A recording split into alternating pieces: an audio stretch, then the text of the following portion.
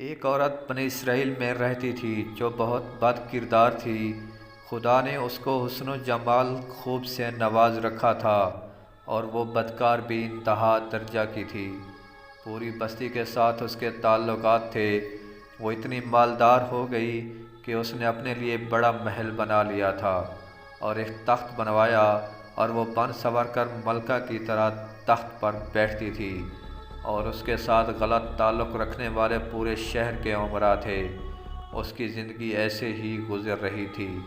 ایک مرتبہ کیا ہوا کہ وہ اپنے گھر کا دروازہ کھول کر تخت پر بیٹھی تھی کہ قریب کسی اور بستی کا نوجوان تھا جو نیک تھا، عبادت گزار تھا۔ وہ ادھر سے گزرا اور گزرتے ہوئے اچانک جو اس کی نظر اٹھی تو اس عورت پر جا پڑی، اور اس عورت کی ایسی تصویر اس کے دل میں چھپی کہ وہ آگے تو چلا گیا مگر اس کا دھیان ادھر ہی بھٹک گیا۔ پھر وہ مراقبہ میں، ذکر میں، تسبیحات میں، تلاوت میں جب بیٹھتا تو اس کا دل ہی نہیں لگتا تھا۔ اس نے روزے بھی رکھے لیکن خیال نہ نکلا۔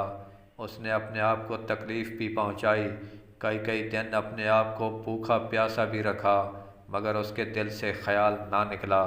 حتیٰ کہ ایک دن اس نے سوچا کہ جب اس خیال سے میری جان چھوٹتی ہی نہیں تو میں جاتا ہوں۔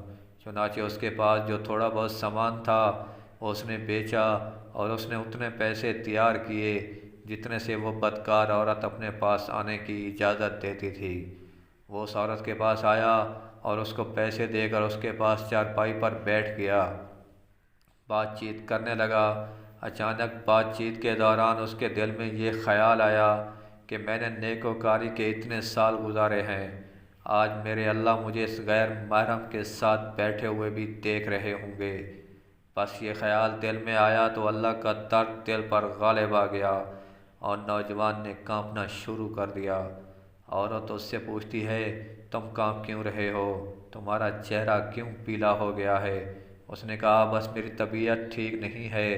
اس نے کہا، پھر تم جس مقصد کے لیے آئے ہو وہ مقصد پورا کرو اور جاؤ۔ اس نے کہا، نہیں۔ وہ بڑی حیران ہوئی کہ آج تک میں نے اپنی زندگی میں کوئی ایسا مرد نہیں دیکھا جو میرے قریب اس طرح چارپائی پر آ کر بیٹھے اور پھر برائی کیے بغیر چلا جائے۔ یہ نوجوان کیسا ہے؟ مگر نوجوان نے کہا، اچھا میں جاتا ہوں۔ اس نے کہا کہ تم کون ہو، کیا ہو؟ اس نے بتایا، میں اس نام کا بندہ ہوں اور فلانی بستی کا ہوں، اور میرے دل میں یہ خیال آ رہا ہے کہ میں نے اتنی عمر مصلی پر بیٹھ کر گزار دی، آج میرا اللہ مجھے تیرے ساتھ بیٹھے ہوئے بھی تو دیکھ رہا ہے۔ بس اس کے بعد اس نوجوان کی آنکھوں میں سے آنسو آ گئے اور وہ چل پڑا۔ اب وہ چلا تو اس عورت کو جو تھوڑی دیر کی صحبت ہو گئی اس کی برکت اس کو مل گئی۔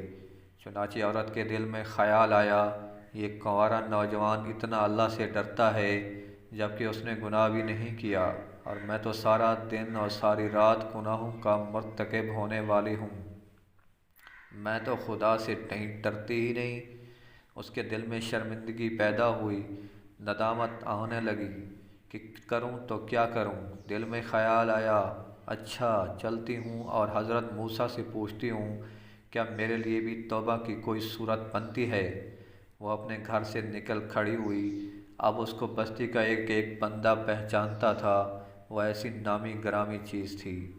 وہ چلی اور جا کر حضرت موسیٰ کو جو دیکھا تو وہ اس وقت بنی اسرائیل کے لوگوں کو نصیحت فرما رہے تھے۔ اس نے کسی آدمی کے ذریعے پیغام بھیجا کہ حضرت موسیٰ سے جا کر کہو کہ میں آپ سے ملنا چاہتی ہوں۔ اب جس کو پیغام دیا وہ بے وقوف تھا۔ کچھ پیغام پہنچانے والے بھی تو بے وقوف ہوتے ہیں، جس کو ڈھنگ ہی نہیں آتا پیغام پہنچانے کا۔ اس خدا کے بندے نے سیدھا جا کر سب کے سامنے کہہ دیا کہ حضرت آپ سے فلاں عورت ملنے آئی ہے۔ حضرت موسیٰ نے نام سنا تو آپ کو بہت جلال آیا کہ لوگ کیا سوچتے ہوں گے کہ ایسی عورت ان سے ملنے کے لیے آئی، ان کا کیا تعلق اس سے۔ حضرت موسیٰ علیہ السلام نے غصے میں کہہ دیا، اس سے کہو چلی جائے، میں اس سے نہیں ملنا چاہتا۔ اس بے وقوف نے آ کر کہا، میں نے بات کہی تو حضرت موسیٰ بڑے ناراض ہوئے، وہ تو بڑے خفا ہوئے تم سے، وہ ڈر گئی۔ اس نے کہا کہ میری بدکاریاں ایسی ہیں کہ اللہ مجھ سے پہلے ناراض تھا اور اب اللہ کا نبی بھی مجھ سے بات نہیں کرنا چاہتا۔ میرے لیے تو اب دنیا میں ٹھکانہ کوئی نہیں۔ بڑے اداس اور بوجھل قدموں کے ساتھ وہ وہاں سے واپس آئی اور اسے سمجھ نہیں آ رہی تھی کہ وہ کیا کرے۔ اب وہ حیران تھی کہ اللہ کے نبی نے بھی میرے ساتھ بات کرنا گوارا نہ کیا۔ میں اتنی گری ہوئی چیز ہوں کہ وہ بات کرنا بھی نہیں چاہتے۔ چنانچہ وہ گھر آئی اور اس نے گھر کی کنڈی لگائی۔ اس نے اپنے کسی بڑے سے سنا ہوا تھا کہ بندہ جب اپنے رب کو منانا چاہے تو اس کو چاہیے کہ وہ اس کے سامنے سجدہ کرے۔ چنانچہ اسے اور کوئی طریقہ آتا نہیں تھا۔ گھر کی کنڈی لگا کر ایک جگہ اس نے اللہ کے سامنے سجدہ کیا۔ دل سے یہ کہہ رہی ہوگی، میں تیرے سامنے جھک رہی ہوں خدا، میرا کوئی نہیں اللہ تیرے سوا۔ اسے پوری دنیا میں اور کوئی نجات کا راستہ نظر نہیں آتا تھا۔ پھر اللہ کی شان دیکھیے، اس نے رات گزاری۔ اگلے دن اس کے دل میں خیال آیا کہ میں عورت ذات ہوں، اکیلی مکان میں رہتی ہوں، ایک میری خادمہ ہے، تو میں اگر نیت کر بھی لوں تو جتنے لوگوں نے میرے ساتھ بدکاریاں کی ہیں وہ تو مجھے اس میں نہیں رہنے دیں گے، تو بہتر یہ ہے کہ میں اس جگہ کو چھوڑ کر چلی جاؤں۔ تبھی اس نے فیصلہ کر لیا کہ میں یہاں سے چلی جاتی ہوں۔ اس نے اپنے آپ کو ایک سادہ سے کپڑے میں لپیٹا تاکہ کوئی کپڑوں کو اور حسن و جمال کو نہ دیکھے کہ یہ کون جا رہی ہے۔ پھر اس نے سوچا، عورت ذات ہوں، کہاں جاؤں؟ دل میں خیال آیا کہ وہ جو نیک نوجوان تھا، جس کے دل میں اللہ کا اتنا خوف تھا کہ وہ اللہ کے ڈر سے کانپ رہا تھا، کیوں نہ میں اس نیک بندے کے پاس چلی جاؤں اور اس کی خادمہ بن کر رہ جاؤں، ممکن ہے وہ مجھے نکاح میں ہی قبول کر لے۔ یہ اس بستی کی طرف چل پڑی۔ چنانچہ ڈھونڈتے ہوئے یہ اس بستی میں اس کے گھر پہنچی اور گھر والوں سے کہا کہ میں فلاں بندے سے ملنے کے لیے آئی ہوں۔ تو انہوں نے کہا کہ اس کا ذکر و عبادت کا معمول ہے اور وہ کمرے سے اتنے بجے نکلتا ہے، تم انتظار کر لو۔ چنانچہ اس نے کہا، بہت اچھا۔ یہ انتظار میں بیٹھ گئی۔ جب انتظار کرنے بیٹھی ہوئی تھی تو اچانک اس نوجوان نے دروازہ کھولا اور اس کی نظر اس عورت پر پڑی۔ یہ سامنے بیٹھی ہوئی تھی۔ جب نوجوان نے عورت کا چہرہ دیکھا تو اس کو اپنا وہ وقت یاد آ گیا کہ وہ کون سا وقت تھا۔ میں اپنے مسلح کو چھوڑ کر بالآخر اس کی چارپائی پر جا بیٹھا تھا۔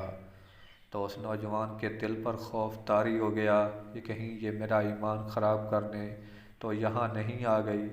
میں نے تو اتنی مشکل سے اس کا تصور ذہن سے نکالا تھا، تو نوجوان پر اتنا خوف طاری ہوا کہ وہ وہیں پر گرا اور اس کی جان ہی چلی گئی۔ اب اس کی وفات پر گھر والے بھی رنجیدہ اور اس عورت کو بڑا ہی غم تھا۔ خیر 3 دن کے بعد اس عورت نے اس کے گھر والوں کو بتایا کہ میں تو اس نیت سے آئی تھی، تو انہوں نے کہا، اب وہ تو اس دنیا سے چلا گیا، اس کا ایک بھائی ہے، اگر تم مناسب سمجھو تو ہم اس سے پوچھ لیتے ہیں، اگر وہ تمہارے ساتھ نکاح کر لے تو تم اس کے ساتھ نکاح کر لو۔ اس نے کہا، ٹھیک ہے۔ جب بھائی سے پتہ کیا تو اس نے کہا، ٹھیک ہے، اگر پہلے یہ ایسی عورت رہی ہے اور اب توبہ کی نیت کر چکی ہے تو میں اس کو اپنے نکاح میں قبول کر لوں گا۔ چنانچہ اس عورت کا اس بھائی کے ساتھ نکاح ہوا اور اس عورت کو اللہ تعالیٰ نے 7 بیٹے عطا فرمائے اور وہ 7 بیٹے بنی اسرائیل کے اولیاء میں سے گزرے۔ ایسی بدکار عورت بھی اگر توبہ کرتی ہے تو اللہ تعالیٰ اسے 7 ولیوں کی ماں بنا دیتے ہیں۔ وہ مولا کتنا کریم ہے۔ ناظرین اکرام، اس جیسی ویڈیو اگر آپ لوگوں کو ملتی رہیں، ہمارے یوٹیوب چینل کو سبسکرائب کرنا نہ بھولیے گا۔ شکریہ۔